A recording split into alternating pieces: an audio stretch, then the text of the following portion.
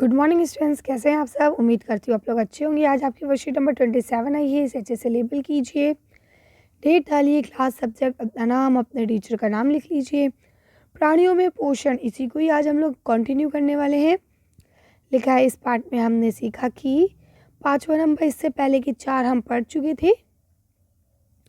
क्या सीखा था? मड यानी स्टार्च की तरह कार्बोहाइड्रेट का पाचन मुख में ही प्रारंभ हो जाता है। प्रोटीन का पाचन आमाशय में प्रारंभ होता है।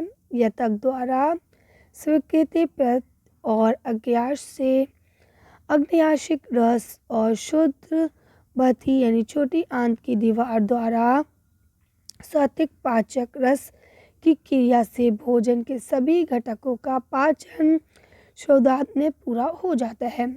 पचा हुआ भोजन छोटी आंत में रक्त वाहिकाओं द्वारा अवशोषित होता है।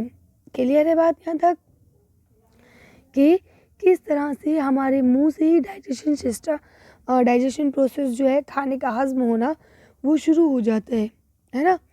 और फिर यतक यानी कि आपके लीवर तक आते आते ये सारी चीज़ें और अच्छे से डाइजेस्ट होने लगती हैं। और लास्ट में जो भोजन बच जाता है वो क्या करते हैं, जो उसे बाहर निकाल दिया जाता है। ठीक है, पूरा हो जाता है तो छोटी वाहिकाओं द्वारा खून बनने लगता है।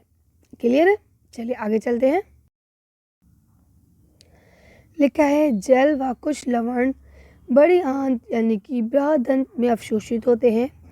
अवशोषित पदार्थ शरीर के विभिन्न भागों को स्थानांतरित कर दिए जाते हैं। यानी कि कुछ चीज़ें, मतलब यहाँ कुछ चीज़ें तो छोटी आंत में हो गई, कुछ चीज़ें पानी वगैरह बड़ी आंत में भी होते हैं। और जब अवशोषित हो जाते हैं तो फिर से हमारे शरीर के अलग अलग भागों में भेज दिए जाते हैं। अपचित अवशेष जिनका अवशोषित नहीं होता है, मल के रूप में गूदा द्वारा शरीर से बाहर निकल दिया जाता है। ठीक है, यानी कि वो चीज़ जो हमारे शरीर को ज़रूरत नहीं है वो गूद के द्वारा बाहर निकाल दिया जाता है। ठीक है, गूदा द्वारा।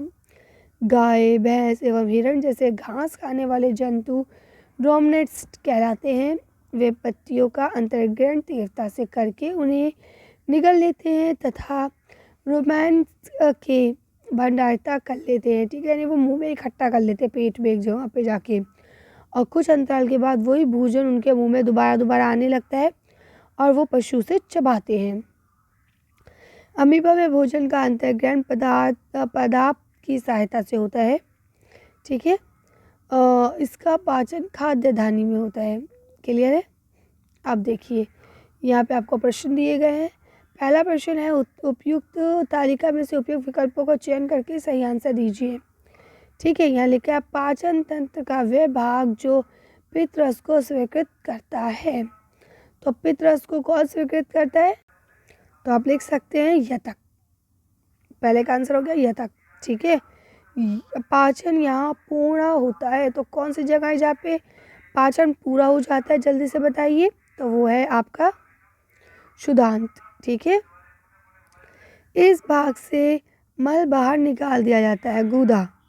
ठीक है, वह अंग जिसमें अमीबा अपना भोजन पचाता है तो वो हो जाएगा आपका खाद्य नली। अभी हमने पढ़ा ना यहाँ से खाद्यदानी। ठीक है, आगे चलते हैं। अब ये देखिए आपका लिखा है सही गलत बताना है आपको। स्टार्च का पाचन आमाशय से ही शुरू होता है, ये हो जाएगा गलत। क्यों? क्योंकि स्टार्च का जो पाचन होता है वो तो मुंह से ही शुरू हो जाता है ना।